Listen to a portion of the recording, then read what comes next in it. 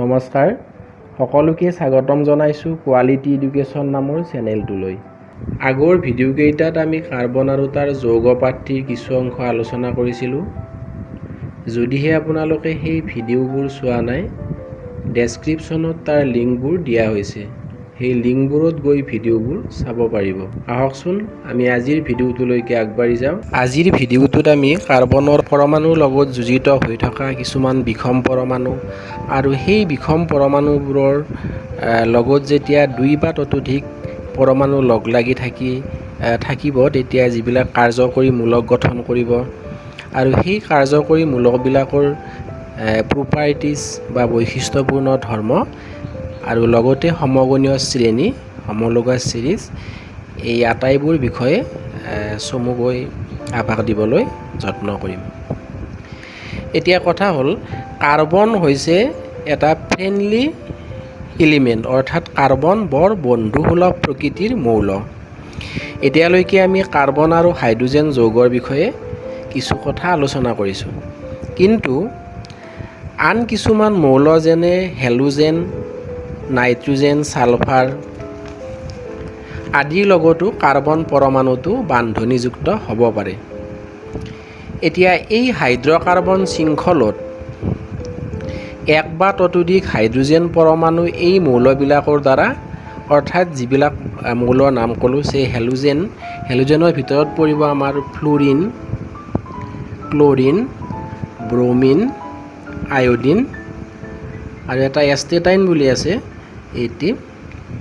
চ' এই হেলোজেন ফেমিলিৰ মৌলবিলাক অথবা কেতিয়াবা নাইট্ৰজেন পৰমাণু, কেতিয়াবা ছালফাৰ পৰমাণু, চ' এনেকুৱা কিছুমান পৰমাণুৰ লগতো কাৰ্বন বান্ধনীযুক্ত হ'ব পাৰে।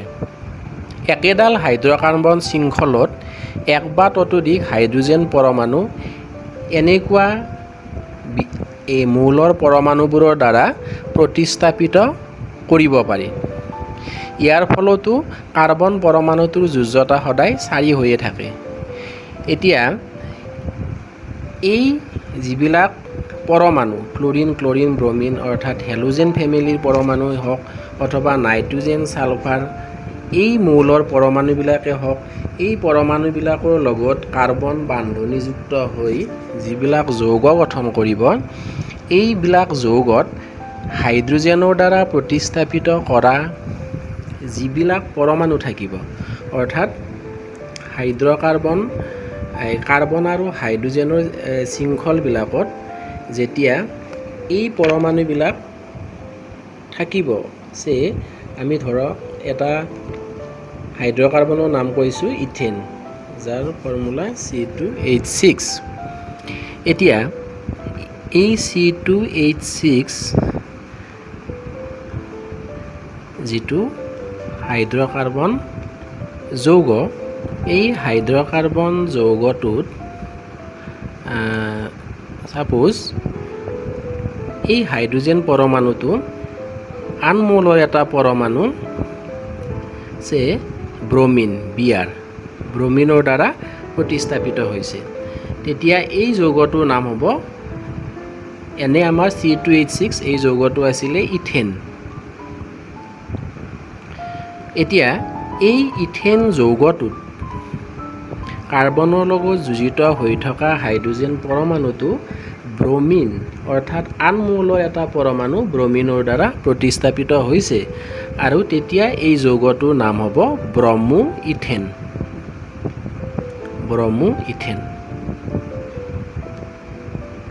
চ' এনেকুৱা যিবিলাক কাৰ্বন আৰু হাইড্ৰজেনৰ যৌগবিলাকত, অৰ্থাৎ হাইড্ৰকাৰ্বন যৌগবিলাকত হাইড্ৰজেনৰ ঠাইত প্ৰতিস্থাপিত কৰা যিবিলাক মৌল থাকিব, হাইড্ৰজেনক প্ৰতিস্থাপিত কৰা যিবিলাক মৌল থাকিব, সেই মৌলবিলাকক আমি ক'ম হেটাৰো এটম, আৰু এইটো কোৱা হয় অসমীয়াত বিষম পৰমাণু।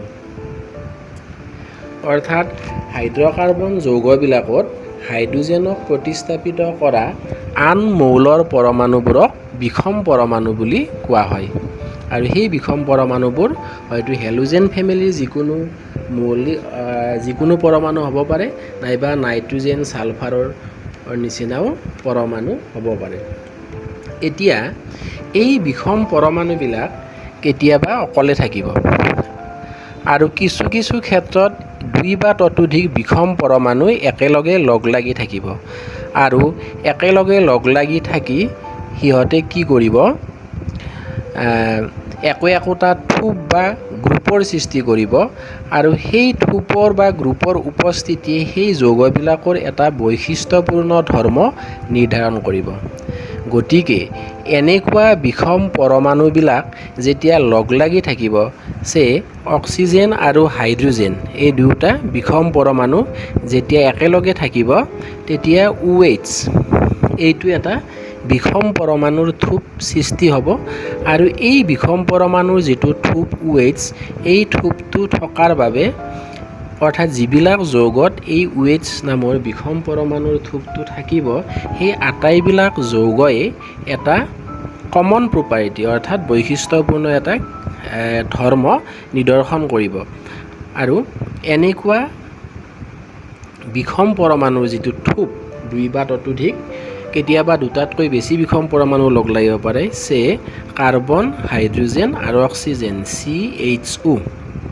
এই তিনিটা পৰমাণু লগ লাগিও এটা বিষম পৰমাণুৰ থোপ গঠন কৰিছে, যিটো হৈছে CHO। আৰু এই CHO গ্ৰুপটো যিমানবিলাক যৌগত থাকিব, সেই আটাইবিলাক যৌগয়ে এটা বৈশিষ্ট্যপূৰ্ণ ধৰ্ম, যিটোকে আমি এলডিহাইড বুলি ক'ম, এই বিষয়ে আমি পিছত আভাস দিবলৈ চেষ্টা কৰিম। এই CHO অৰ্থাৎ এই আটাইবিলাক হ'ব এলডিহাইড শ্ৰেণীৰ যৌগ। ঠিক একেদৰে O আৰু H এই বিষম পৰমাণু দুটা লগ লাগি গঠন কৰা যিটো থোপ OH, আৰু এই OH মূলকটো বা গ্ৰুপটো যিবিলাক যৌগত থাকিব, সেই আটাইবিলাক যৌগকে আমি এলকহল শ্ৰেণীৰ যৌগ বুলি ক'ম। অৰ্থাৎ O আৰু H থাকিলে একেলগে এই গ্ৰুপটো থাকিলে সেই আটাইবিলাক যৌগ হ'ব এলকহল শ্ৰেণীৰ যৌগ আৰু আটাইবিলাক যৌগই সেই এলকহলৰ ধৰ্ম নিদৰ্শন কৰিব বা দেখুৱাব। এনেকুৱা বিষম পৰমাণুৰ যিবিলাক গ্ৰুপ বা থোপ, এই থোপবোৰকে আমি ক'ম কাৰ্যকৰী মূলক। যৌগৰ এই কাৰ্যকৰী মূলকৰ উপস্থিতিয়ে সেই যৌগবিলাকৰ একোটা বৈশিষ্ট্যপূৰ্ণ ধৰ্ম নিৰ্ধাৰণ কৰিব আৰু এই ধৰ্মবোৰ কিন্তু কাৰ্বন শৃংখলডালৰ দৈৰ্ঘ্য বা প্ৰকৃতিৰ ওপৰত কেতিয়াও নিৰ্ভৰ নকৰে। অৰ্থাৎ কাৰ্বন পৰমাণুৰ সংখ্যা বেছি হ'লে সেই যৌগটোৰ কাৰ্বন চেইনডাল দীঘল হ'ব, বা কাৰ্বন পৰমাণুৰ সংখ্যা কম হ'লে সেই চেইনডাল চুটি হ'ব। কিন্তু সেই কাৰ্যকৰী মূলক থাকিলে দীঘলেই হওক বা চুটিয়েই হওক, আটাইবোৰ যৌগই সদায় কি কৰিব, একেই বৈশিষ্ট্যপূৰ্ণ ধৰ্ম নিদৰ্শন কৰিব। গতিকে আমি এনেকৈ এটা পালোঁ, OH এইটো হৈছে এলকহল শ্ৰেণীৰ কাৰ্যকৰী মূলক, তাৰপিছত এলডিহাইড শ্ৰেণীৰ কাৰ্যকৰী মূলকটো হৈছে CHO। এইটো আমি এনেকৈও ভাঙি দেখুৱাব পাৰোঁ, CO আৰু এইফালে H, কাৰণ কাৰ্বন পৰমাণুৰ যোজ্যতা 1, 2, 3, 4 হ'ব লাগিব। এইটো কোৱা হ'ব এলডিহাইড কাৰ্যকৰী মূলক। ঠিক একেদৰে কাৰ্বন আৰু অক্সিজেন লগ লাগিলে এইটোক ক'ম আমি কিটোন শ্ৰেণীৰ আটাইবিলাক যৌগতে এই কাৰ্যকৰী মূলকৰ উপস্থিতি দেখা যাব আৰু এইটো আমি এনেকৈ দেখাব পাৰোঁ, এইটো সংক্ষেপে COO, অৰ্থাৎ কাৰ্বনৰ যোজ্যতা 1, 2, 3, 4। ঠিক একেদৰে আটাইবিলাক COOH এইটো আমি ভাঙি এনেদৰে দেখুৱাব পাৰোঁ, COO আৰু এইফালে OH। এই COOH এই যিটো কাৰ্যকৰী মূলক, এইটোক কোৱা হ'ব কাৰ্বক্সিলিক এচিড কাৰ্যকৰী মূলক, আৰু এই কাৰ্যকৰী মূলকটো থকা আটাইবিলাক যৌগই কাৰ্বক্সিলিক এচিডৰ ধৰ্ম দেখুৱাব বা নিদৰ্শন কৰিব। গতিকে আপোনালোকে এতিয়ালৈকে এলকহল, তাৰপিছত এলডিহাইড, তাৰপিছত কিটোন, তাৰপিছত কাৰ্বক্সিলিক এচিড, ইয়াৰ উপৰিও যদি ক্লৰো, এইটো এই আটাইবিলাক হেলো আচলতে হেলো গ্ৰুপ বুলি কোৱা হ'ব, হেলো গ্ৰুপ। আৰু এই হেলো গ্ৰুপৰ ভিতৰত যদি Cl পৰমাণু থাকিব হেলোজেন এটম, চ' সেইটো আমি ক্লৰো গ্ৰুপ বুলি ক'ম। যদি Br এটম থাকে সেইটো ব্ৰমো গ্ৰুপ বুলি ক'ম, বা I থাকিলে এইটো আয়ডো গ্ৰুপ বুলি ক'ম। চ' এইবিলাক হ'ব হেলো কাৰ্যকৰীমূলক আৰু পৰমাণুৰ অনুসৰি সেই হেলো কাৰ্যকৰী মূলকবিলাক হয়তো ক্লৰো, ব্ৰমো, আয়ডো এনেকুৱা হ'ব। বাকী এলকহল থাকিব OH, এলডিহাইড থাকিব CHO, Cu থাকিলে সেইটো কিটোন শ্ৰেণীৰ যৌগ হ'ব। অৰ্থাৎ কাৰ্যকৰী মূলকটো যদি কিটোনিক হয় অৰ্থাৎ Cu হয় তেতিয়া সেই আটাইবিলাক কিটোন শ্ৰেণীৰ যৌগ হ'ব। আৰু COOH এই কাৰ্যকৰী মূলকৰ উপস্থিতি দেখিলে বা থাকিলে সেই আটাইবিলাক হ'ব কাৰ্বক্সিলিক এচিড শ্ৰেণীৰ যৌগ। চ' এইখিনিয়ে আছিলে কাৰ্যকৰী মূলক আৰু বিষম পৰমাণুৰ ওপৰত চমু আভাস। এতিয়া আমি আলোচনা কৰিম homologous series নাইবা সমগণীয় শ্ৰেণীৰ ওপৰত। আমি আগতেই গম পাইছোঁ যে কেটিনেশ্যন ধৰ্মৰ জৰিয়তে কাৰ্বন পৰমাণুবোৰ পৰস্পৰে সংযোজিত হৈ বিভিন্ন দৈৰ্ঘ্যৰ কাৰ্বন শৃংখল গঠন কৰিব পাৰে। সেই কাৰ্বন শৃংখলৰ পৰা হাইড্ৰোজেন পৰমাণুবোৰ কিছুমান কাৰ্যকৰী মূলকৰ দ্বাৰা প্ৰতিস্থাপিতও হ'ব পাৰে। আৰু সেই কাৰ্যকৰী মূলকবিলাকৰ উপস্থিতিয়ে সেই আটাইবিলাক যৌগৰে একোটা বৈশিষ্ট্যপূৰ্ণ ধৰ্ম নিদৰ্শন কৰে। এতিয়া তেনেকুৱা একোটা কাৰ্যকৰী মূলকৰ উপস্থিতিত যদি একাধিক যৌগ গঠন হয় বা একাধিক যৌগ থাকে আৰু সেই আটাইবিলাক যৌগৰে যদি আণৱিক সংকেত একে হয়, কিন্তু যিকোনো দুটা ওচৰা ওচৰি অৰ্থাৎ কনজুগেটিভ এটাৰ ঠিক পিছৰ যৌগটো যদি আমি লওঁ আৰু সেই দুটা যৌগৰ মাজত যদি CH2 এই মূলকটোৰ ডিফাৰেঞ্চ বা পাৰ্থক্য থাকে, অৰ্থাৎ তেনেকুৱা একোটা শ্ৰেণীৰ এটা কাৰ্যকৰী মূলকৰ উপস্থিতিত একোটা শ্ৰেণীৰ যিবিলাক যৌগ থাকিব সেই যৌগবিলাকৰ আণৱিক সংকেত যদি একে হয় আৰু যিকোনো দুটা ওচৰা ওচৰি যৌগৰ মাজত যদি CH2 এই মূলকৰ ডিফাৰেঞ্চ থাকে বা পাৰ্থক্য থাকে, অৰ্থাৎ যিকোনো দুটা ওচৰা ওচৰি যৌগৰ যদি আণৱিক ভৰৰ পাৰ্থক্য 14 ইউ অৰ্থাৎ এটমিক মাছ ইউনিট হয়, তেতিয়াহ'লে তেনেকুৱা একোটা শ্ৰেণীক তেনেকুৱা যৌগবিলাকৰ একোটা শ্ৰেণীক আমি ক'ম homologous series বা সমগণীয় শ্ৰেণী। homologous series বা অসমীয়াত ক'ম এইটো আমি সমগণীয় শ্ৰেণী। অৰ্থাৎ একেটা আণৱিক সংকেতেৰে প্ৰকাশ কৰিব পৰা একে কাৰ্যকৰী মূলকৰ উপস্থিতি সম্পন্ন আৰু যিকোনো দুটা ওচৰা ওচৰি যৌগৰ CH2 মূলকৰ দ্বাৰা পৃথক হৈ থাকিলে তেনেকুৱা যৌগৰ শ্ৰেণী একোটাক সমগণীয় শ্ৰেণী বুলি কোৱা হয়। আৰু সেই সমগণীয় শ্ৰেণীৰ প্ৰতিটো যৌগকে একোটা সমগণ নাইবা সমলগ অৰ্থাৎ সমগণ বুলি কোৱা হয়। যে এতিয়া আমি যদি এলকেন সমগণীয় শ্ৰেণীৰ যৌগবোৰ চাওঁ, এলকেন সমগণীয় শ্ৰেণীৰ প্ৰথমটো যৌগ হৈছে CH4 বা মিথেন, দ্বিতীয়টো যৌগ হৈছে C2H6 ইথেন, তৃতীয়টো যৌগ হৈছে C3H8 প্ৰপেন, চতুৰ্থ যৌগ বা সমগণ হৈছে C4H10 বিউটেন, পঞ্চম হ'ব পেণ্টেন C5H12, এনেদৰে গৈ থাকিব। চ' এই আটাইবিলাক যৌগতে কি হৈছে, এই আটাইবিলাক হৈছে এলকেন শ্ৰেণীৰ যৌগ। আমি আগতে এই বিষয়ে আলোচনা কৰিছোঁ। এলকেনত কি হ'ব, কাৰ্বনৰ চাৰিওটা যোজ্যতা প্ৰতিটো কাৰ্বন পৰমাণুৰ এটা থাকক বা দুই তিনিটা যিমান কাৰ্বন নাথাকক, কাৰ্বন পৰমাণুৰ যোজ্যতা সদায় এক বান্ধনীৰ দ্বাৰা সম্পৃক্ত হৈ থাকে। ইয়াত কেতিয়াও দ্বি বান্ধনী বা ত্ৰি বান্ধনী নাথাকে। চ' এই আটাইবিলাক হৈছে এলকেন শ্ৰেণীৰ যৌগ। এতিয়া ইয়াৰে যিকোনো দুটা যদি আমি যৌগ লওঁ, 3 নম্বৰ যৌগ আৰু 4 নম্বৰ যৌগটো ল'লে আমি কি কি পাম 3 নম্বৰ যৌগত পাম C3H8 অৰ্থাৎ প্ৰপেন 4 নম্বৰ যৌগ C4H10 বিউটেন এই দুটা যৌগৰ মাজত যদি আমি পাৰ্থক্যটো চাওঁ ইহঁতৰ মাজৰ ডিফাৰেন্স হয় CH2 অৰ্থাৎ প্ৰপেনৰ লগত যদি এটা CH2 যোগ কৰা যায় তিনিটা কাৰ্বন প্লাছ CH2 যেতিয়া ইয়াৰ লগত আহিব সো তিনিটাৰ লগত এটা অৰ্থাৎ চাৰিটা কাৰ্বন হাইড্ৰোজেন আঠটাৰ লগত দুটা অৰ্থাৎ 10টা হাইড্ৰোজেন অৰ্থাৎ আমি প্ৰপেন 3 নম্বৰ যৌগটোৰ লগত CH2 যোগ দিয়াৰ পিছত আমি তাৰ পৰৱৰ্তী যৌগ বিউটেন পাম ঠিক একেদৰে বিউটেনৰ লগত CH2 যোগ কৰাৰ পিছত C5H12 অৰ্থাৎ পেন্টেন যৌগটো পাম পেন্টেনৰ লগত CH2 যোগ দিয়াৰ পিছত আমি পাম ইয়াৰ পৰৱৰ্তী যৌগ যেটো হেক্সেন C6H14 সো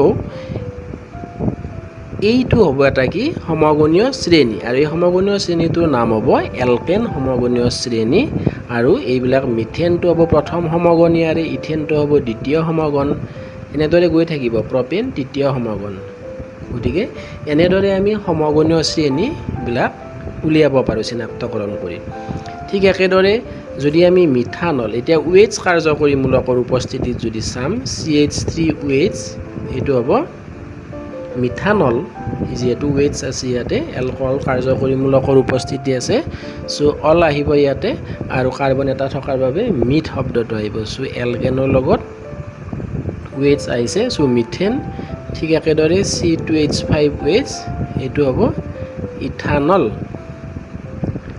C3H7OH এইটো প্ৰপানল সো এনেকৈ আহি থাকিব বিউটানল পেণ্টানল হেক্সানল এক্সেট্ৰা সো এইটো এটা সমগণীয় শ্ৰেণী এই আটাইবিলাক সমগণতে অৰ্থাৎ যৌগতে একেটা কাৰ্যকৰীমূলক OHৰ উপস্থিতি দেখিবলৈ পোৱা গৈছে সো আটাইবিলাক যৌগই এলকহলৰ ধৰ্ম নিদৰ্শন কৰিব আৰু যিকোনো দুটা যৌগৰ যদি আমি কাৰ্বন আৰু হাইড্ৰোজেন পৰমাণু ডিফাৰেন্সটো চাবলৈ যাওঁ তেতিয়াহ'লে দেখা পাওঁ CH3OH অৰ্থাৎ মিথানল ইয়াৰ লগত যেতিয়া CH2 এই গ্ৰুপটো যোগ কৰা যাব ইয়াৰ পৰৱৰ্তী সমগণ বা যৌগ অৰ্থাৎ CH3OH প্লাছ CH2 হ'লে C2H5OH অৰ্থাৎ ইথানল পোৱা যাব ঠিক একেদৰে ইথানলৰ লগত যেতিয়া আমি CH2 এড কৰিম সো ইয়াৰ পৰৱৰ্তী যেটো সমগণ এটো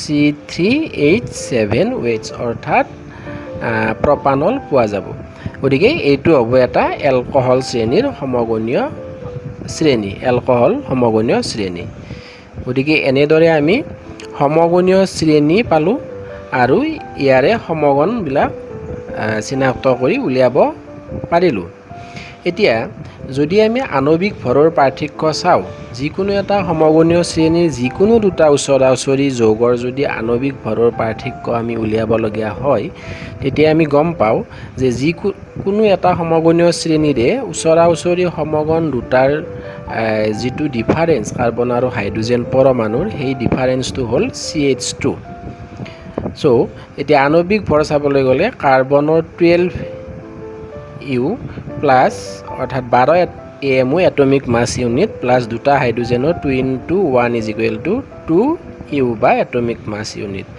অৰ্থাৎ 12 plus 2 is equal to 14U অৰ্থাৎ একোটা সমগণীয় শ্ৰেণীৰ যিকোনো দুটা সমগণৰ আণবিক ভৰৰ পাৰ্থক্যটো হৈছে 14 এটমিক মাছ ইউনিট ইয়াৰ লগে লগে সমগণীয় শ্ৰেণীবিলাকৰ কিছুমান ধৰ্ম আমি দেখিবলৈ পাওঁ সমগণীয় শ্ৰেণীবিলাকৰ ক্ষেত্ৰত কি হয় সমগণীয় শ্ৰেণী এটাৰ যৌগবিলাকৰ আণবিক ভৰটো যিমানেই বৃদ্ধি হ'ব সেই আণবিক ভৰ বৃদ্ধি হোৱাৰ লগে লগে সেই যৌগবিলাকৰ ফিজিকেল প্ৰপাৰ্টিজ বা ভৌতিক ধৰ্মৰো ক্ৰমাগত পৰিৱৰ্তন দেখা পোৱা যায় আণবিক ভৰ বৃদ্ধি হোৱাৰ লগে লগে সমগণবিলাকৰ গলনাংক আৰু উতলাংকও বৃদ্ধি হয় সো এইটো এটা গুৰুত্বপূৰ্ণ ধৰ্ম সমগণীয় শ্ৰেণীৰ যে যিকোনো এটা সমগণীয় শ্ৰেণীৰ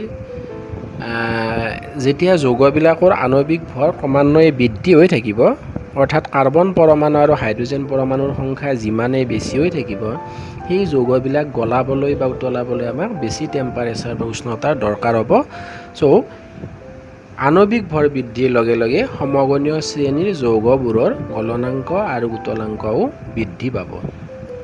ইয়াৰ উপৰিও যিটো সলিবিলিটি প্ৰপাৰ্টি অৰ্থাৎ দ্ৰৱণীয়তা, আণৱিক ভৰ বৃদ্ধি হোৱাৰ লগত আচলতে এই দ্ৰৱণীয়তা কেনেদৰে নিৰ্ভৰ কৰিব, কোনো নিৰ্দিষ্ট সলভেণ্ট বা দ্ৰাৱকত এই যৌগবিলাকৰ যিটো দ্ৰৱণীয়তা, সেই দ্ৰৱণীয়তা গুণৰো ক্ৰমাগতভাৱে পৰিৱৰ্তন হোৱা দেখিবলৈ পোৱা যায়।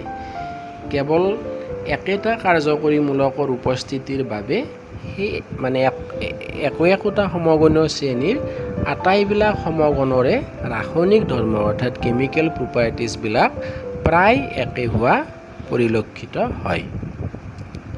এইখিনিয়ে আছিলে সমগণীয় শ্ৰেণীৰ ওপৰত কিছু আভাস। আমাৰ পৰৱৰ্তী ভিডিঅ'বোৰৰ নটিফিকেশ্যন লাভ কৰিবলৈ অনুগ্ৰহ কৰি আমাৰ কোৱালিটি এডুকেশ্যন নামৰ চেনেলটো লাইক, শ্বেয়াৰ আৰু ছাবস্ক্ৰাইব কৰিবলৈ নাপাহৰিব। ধন্যবাদ।